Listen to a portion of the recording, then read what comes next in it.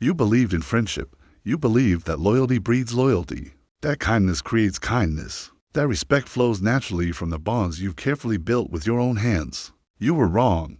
Right now, as you listen to these words, there are men who call you friend who would sell your secrets for the right price.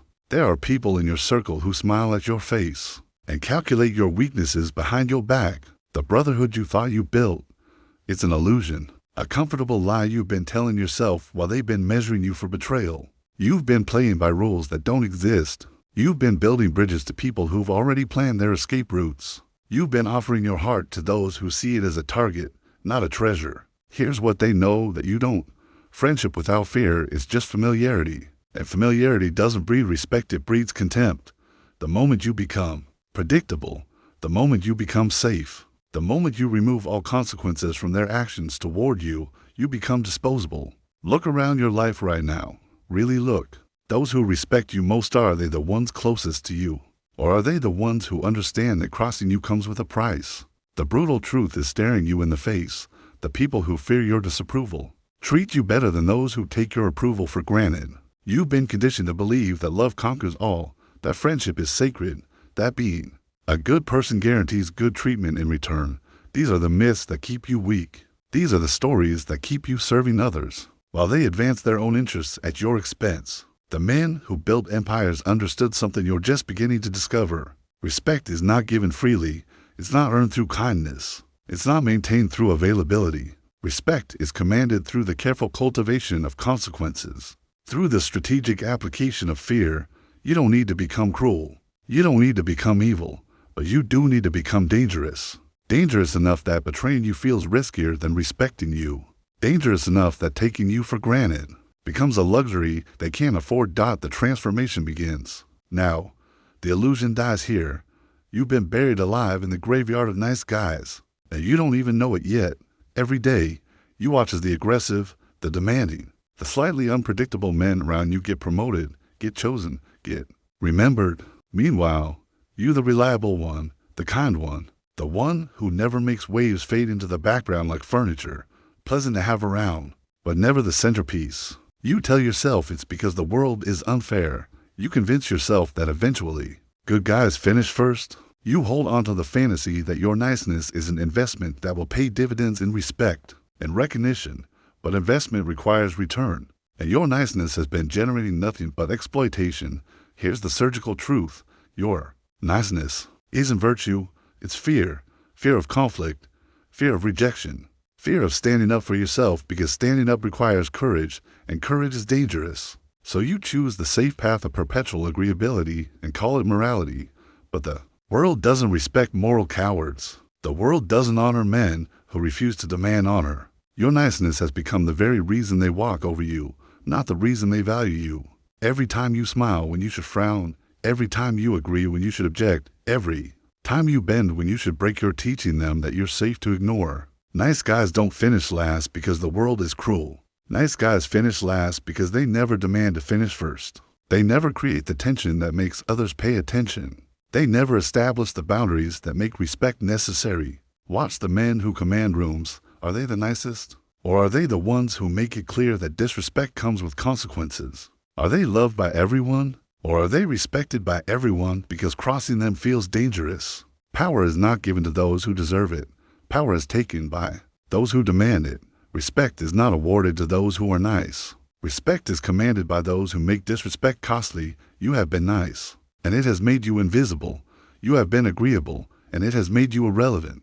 You have been kind, and it has made you forgettable. Stop being nice. Start being necessary. Stop being agreeable. Start being valuable. Stop being kind without consequence. Start being dangerous with purpose. The graveyard of nice guys is full of men who believe that goodness alone would save them. Don't join them. You are always there, always available, always ready to drop everything for everyone else's crisis, everyone else's need, everyone else's convenience. And this constant availability has become the knife in your back. Every time your phone buzzes and you answer immediately, you're signaling that you have nothing more important to do. Every time someone calls and you're instantly free, you're advertising your low value. Every time you rearrange your life to accommodate their schedule, you're teaching them that your time is worth less than theirs. You think you're being helpful. You think you're being a good friend, a reliable person, someone others can count on. But what you're actually doing is training them to take you for granted. You're making yourself so available that you become invisible, so accessible that you become dismissible. Scarcity creates value, absence creates longing, distance creates respect.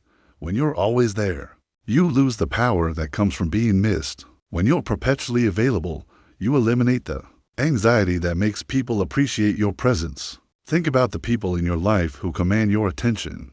Are they the ones who are always free when you call? Or are they the ones who make you work for their time? Are they the ones who drop everything for you? Or are they the ones whose time feels precious because it's limited? Your availability has become your weakness. Your constant presence has made your absence meaningless. When they know you'll always be there, they stop valuing that you're there at all. The most respected man in any room is not the one who's always in that room. It's the one whose presence feels like a gift because his absence is felt. It's the one who makes others wonder where he is when he's not there. You need to disappear strategically. You need to become unavailable intentionally. You need to create the space that makes your presence valuable again. Stop answering every call immediately. Stop saying yes to every invitation instantly. Stop dropping your plans for their emergencies. Stop being so eager to prove your loyalty that you prove your desperation instead. When they can predict your availability, they can control your value. When they know you'll always be there, they stop needing to earn your presence. When you remove scarcity from your time, you remove respect from your relationships. Absence doesn't make the heart grow fonder, it makes the mind grow anxious. And anxiety creates respect. Make them wonder where you are. Make them work for your attention. Make them feel the void when you're not there. Your availability was your betrayal of yourself. Your strategic absence will be your reclamation of power. You care more than they do, and that imbalance is destroying you.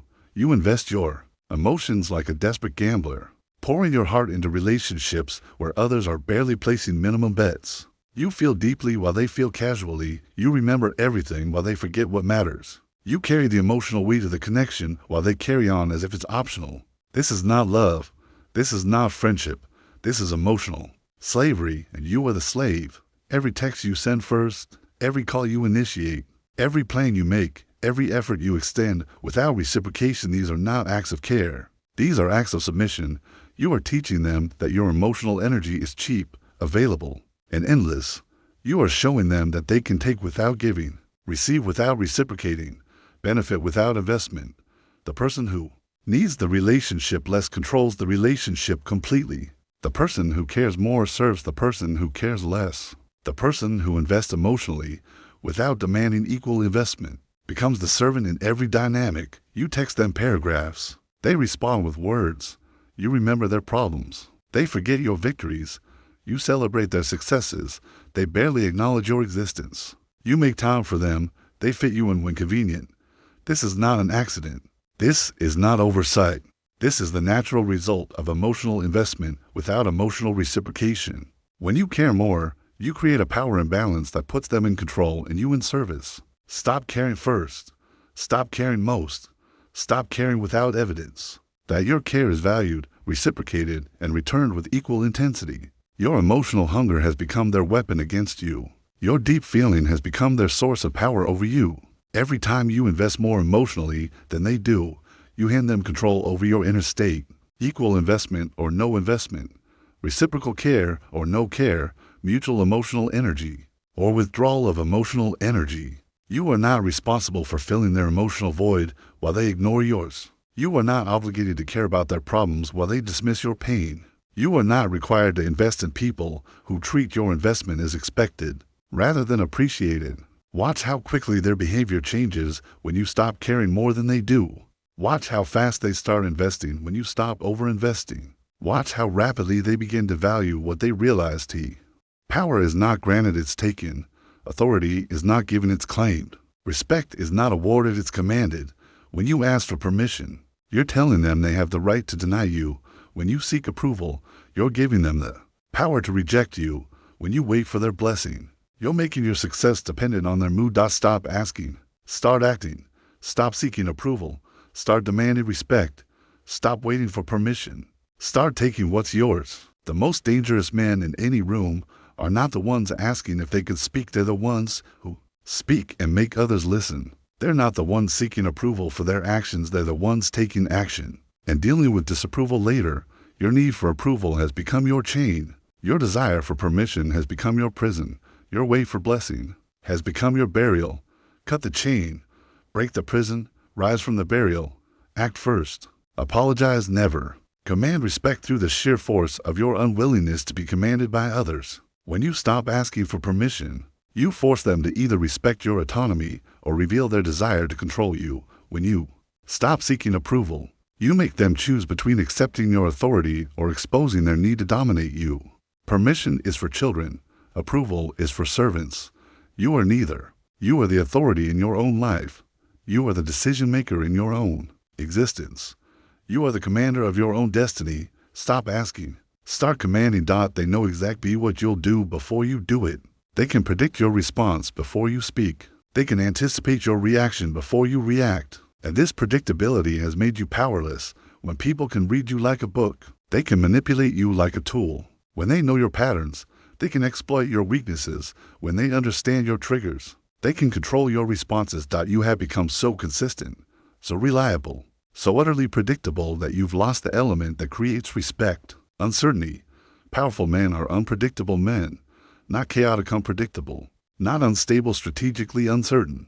They keep others guessing because uncertainty creates anxiety, and anxiety creates respect. When they know you'll always forgive, they'll always offend. When they know you'll always return, they'll always push you away. When they know you'll always react emotionally, they'll always use your emotions against you. But when they can't predict your response, they have to be more careful with their actions. When they can't anticipate your reaction, they have to think twice before they disrespect you. When they can't read your next move, they have to treat you with the caution that uncertainty demands. Sometimes respond immediately, sometimes don't respond at all. Sometimes be warm and engaging, sometimes be cold and distant. Sometimes be available, sometimes disappear completely. This is not game playing. This is strategic unpredictability. This is the cultivation of uncertainty that makes others respect your power, because they can't fully understand it. Boring men are predictable men. Predictable men are controllable men. Controllable men are disposable men. You need to become unreadable without becoming unstable. You need to become unpredictable without becoming unreliable in the things that matter. You need to create uncertainty about your responses while maintaining certainty about your standards. When they can predict every move you'll make, they can control every outcome you'll face. When they know exactly how you'll react, they can manipulate exactly what they'll get. Break the pattern, shatter their expectations, destroy their ability to predict and control you. Your predictability was their power over you. You're strategic. Unpredictability will be your power over them. You broadcast your kindness like a signal flare, announcing to the world that you're safe to exploit. You perform your generosity like theater, putting your good heart on display for everyone to see, target, and take advantage of. Every public act of kindness you perform sends a message to predators. Here is someone who can be manipulated through guilt. Every generous gesture you advertise tells parasites, here is someone who gives without requiring reciprocation. Every time you make your giving visible, you make yourself vulnerable. Your terror of confrontation is teaching the world that disrespecting you carries no consequences. Every time you choose silence when someone crosses your boundaries, you broadcast weakness. Every time you avoid necessary conflict to preserve false peace, you signal that your dignity has no defenders. Every time you swallow insults, absorb disrespect, or pretend aggression against you didn't happen, you train others to treat you as someone whose feelings don't require consideration. You've confused conflict avoidance with virtue.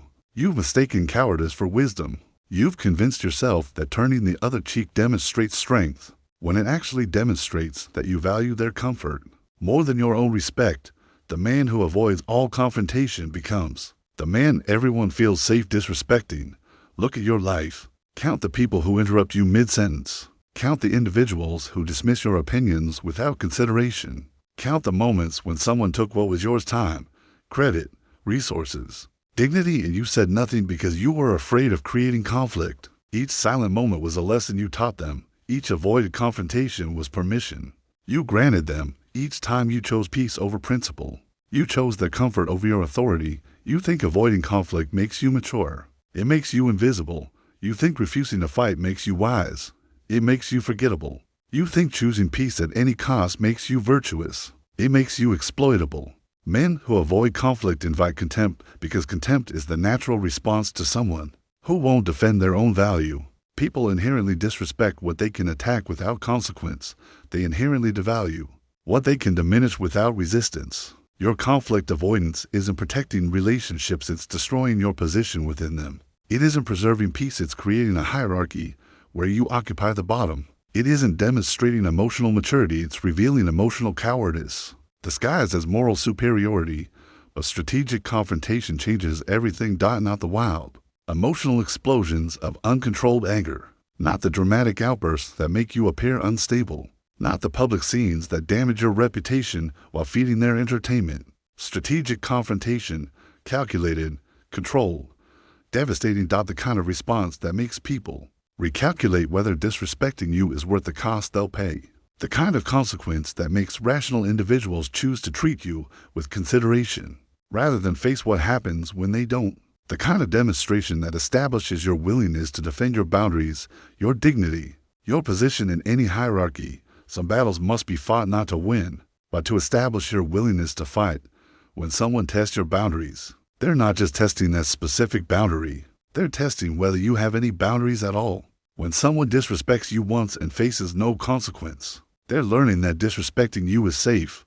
When someone takes from you without resistance, they're discovering that taking from you costs nothing. Your response to the first transgression determines how you'll be treated in every future interaction.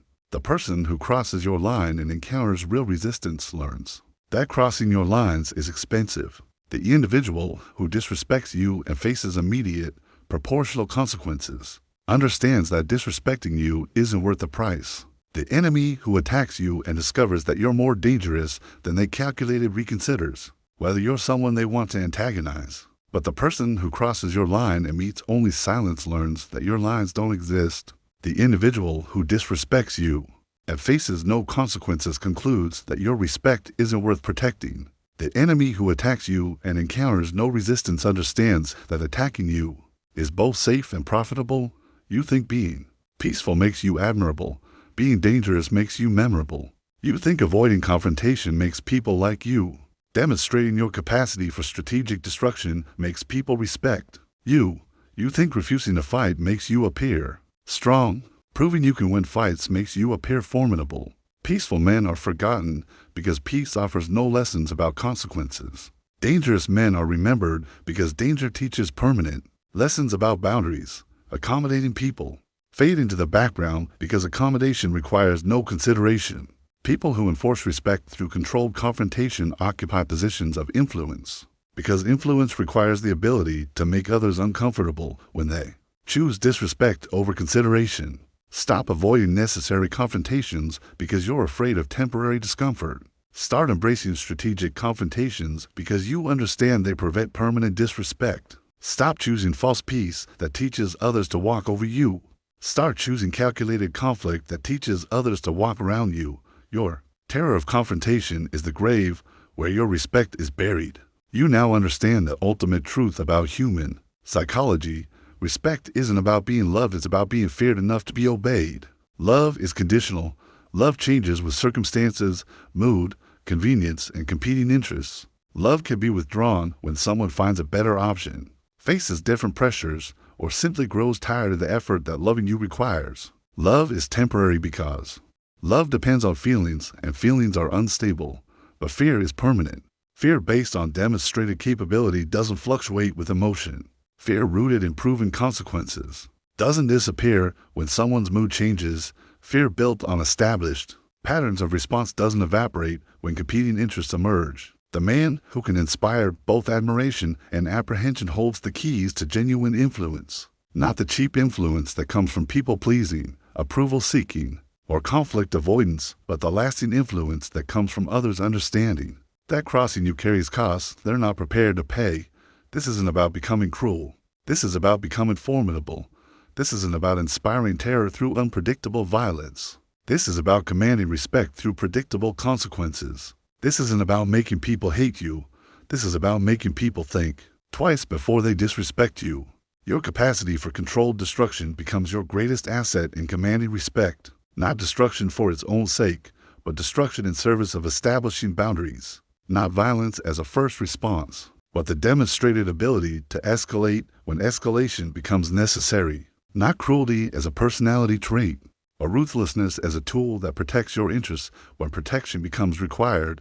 People respect what they cannot control, cannot manipulate, cannot take advantage of without consequence. They respect power that serves principle, strength that protects value, force that defends what matters. They respect individuals who combine capability with restraint, who could destroy, but choose construction, who could dominate, but choose cooperation, who could retaliate, but choose de-escalation until retaliation becomes the only language their opponents understand. Friendship is temporary because friendship depends on mutual benefit and shared interests that change over time. But fear-based respect is permanent because it's based on demonstrated capability that doesn't depend on others' feelings about you, convenience in maintaining relationship with you, or current alignment with your interests.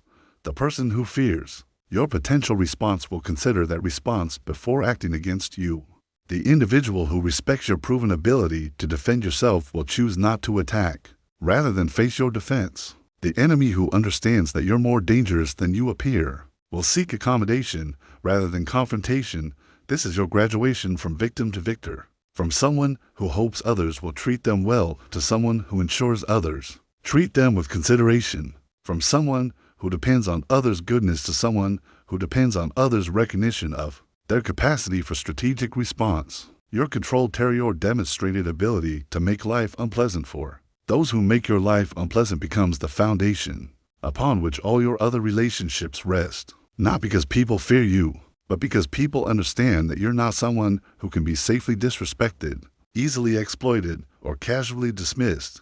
Welcome to the crown of controlled terror. Welcome to respect through strength rather than approval through weakness. Welcome to influence through demonstrated capability rather than manipulation through people-pleasing. You are no longer someone who can be safely ignored. Public generosity doesn't create respect, it creates expectation. It doesn't build admiration, it builds entitlement. When people see you give to others publicly, they don't think what a good person, they think what can I get from him. The most powerful acts of generosity happen in private, where only the recipient knows the source. Private generosity creates loyal followers because it feels personal, unexpected, and special. Public generosity creates entitled enemies because it feels expected, performative, and manipulative. When you help someone privately, they feel chosen. When you help someone publicly, they feel used for your image. Your public displays of kindness have become advertisements for your weakness. Every time you let others see your generosity, you're showing them that you can be guilt-tripped, manipulated, and taken advantage of through emotional appeals. Predators study your public kindness to understand how to approach you. They watch how you give to others so they can craft their requests to match your pattern.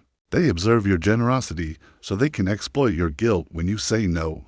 Private power creates followers. Public generosity creates users. Keep your kindness strategic. Keep your generosity private. Keep your power hidden until you need to use it. When you give publicly, you're giving away your power along with your resources. When you help publicly, you're broadcasting your availability to be used. When you display your generosity, you're displaying your vulnerability. True power helps from the shadows and strikes from the darkness. It gives without witnesses and takes without announcement. It creates loyalty through private acts and commands respect through hidden strength. Your public generosity was killing your private power. Your private generosity will build your public respect. Stop performing kindness. Start practicing power. You run from confrontation like it's death itself. You avoid conflict like it's a disease. You dodge difficult conversations like they're bullets aimed at your heart. And this avoidance has made you the weakest person in every room you enter. Conflict avoidance is not peacemaking, it's power surrendering. When you refuse to fight for your position, you surrender your position. When you avoid confrontation, you avoid commanded respect. When you dodge difficult conversations, you dodge the opportunity to establish your boundaries. Men who avoid conflict teach others that they can be disrespected without consequence. Men who run from confrontation invite contempt from those who stay and fight. Men who refuse to engage in difficult conversations forfeit their right to be heard in easy ones. Every time you let someone disrespect you without pushback, you're training them to disrespect you more. Every time you avoid a confrontation you should have, you're inviting a bigger confrontation later. Every time you choose peace over principle, you choose weakness over strength. The men who command respect are not the nicest men in the room there. The most dangerous, not dangerous in the sense of physical violence, but dangerous in the sense that crossing them comes with consequences. Confronting them requires courage. Taking advantage of them requires risk. You need to become comfortable with being uncomfortable. You need to embrace the tension that comes with standing your ground. You need to welcome the conflict that establishes your boundaries. Some battles must be fought not to win, but to establish your willingness to fight. Some confrontations must be had not to resolve issues, but to demonstrate that you cannot be pushed around without pushing back. When people know you'll avoid conflict at any cost, they know they can treat you poorly without paying any price. When they understand you'll choose peace over principle, they understand you'll sacrifice your dignity for their comfort. Stop running from confrontation. Start walking toward it. Stop avoiding difficult conversations. Start initiating them. Stop choosing false peace over real respect. Peaceful men are forgotten because they never make anyone remember them. Dangerous men are remembered because crossing them requires courage. Most people don't have. Your conflict avoidance was your announcement of weakness. Your strategic confrontation will be your declaration of strength. Fight the battles that matter. Engage in the conflicts that count. Have the conversations that establish your worth. You stand at the crossroads of transformation. Behind you lies the graveyard of who you used to be: the nice guy, the available one, the emotionally invested, the approval seeker, the predictable, the publicly generous, the conflict avoider. That man is dead. Let him stay buried. Ahead of you lies the crown of controlled terror, not the terror of violence, but the terror of consequence. Not the fear of physical harm, but the fear of crossing someone who commands respect through the careful cultivation of boundaries, standards, and strategic unpredictability. Respect was never about being loved. Respect is about being feared enough to be obeyed. The man who can inspire both admiration and apprehension holds the keys to genuine influence. You don't need everyone to like you. You need everyone to think twice before they disrespect you. Friendship is temporary. People come and go based on convenience, benefit, and changing circumstances. But fear, respectful fear, is permanent. The understanding that crossing you comes with consequences creates a foundation of respect that friendship alone never could. Your capacity for controlled destruction becomes your greatest asset in commanding respect, not destruction of others, but destruction of their ability to take advantage of you. Not violence toward them, but violence toward their assumption that you're safe to ignore. The crown of controlled terror sits on the head of the man who has mastered the balance between being respected and being dangerous. He is not cruel, but he is not safe. He is not violent, but he is not weak. He is not feared because he hurts others. He is feared because hurting him costs more than respecting him. You have learned the 7 deaths of powerless men: niceness without boundaries, availability without scarcity, emotional investment without reciprocation, seeking approval instead of commanding respect, predictability that enables control, public generosity that advertises weakness, and conflict avoidance that surrenders power. Now you wear the crown. Now you command the room. Now you inspire the careful consideration that respect requires. You are no longer the man who can be taken for granted. You are no longer the person who can be disrespected without consequence. You are no longer the individual who gives more than he receives. You are the man they think about before they act. You are the person they consider before they speak. You are the individual they respect because crossing you requires courage they may not possess. The transformation is complete. The crown is yours. The respect follows the fear, and the fear follows the power. Welcome to your new reality. Welcome to your controlled terror. Welcome to your earned respect.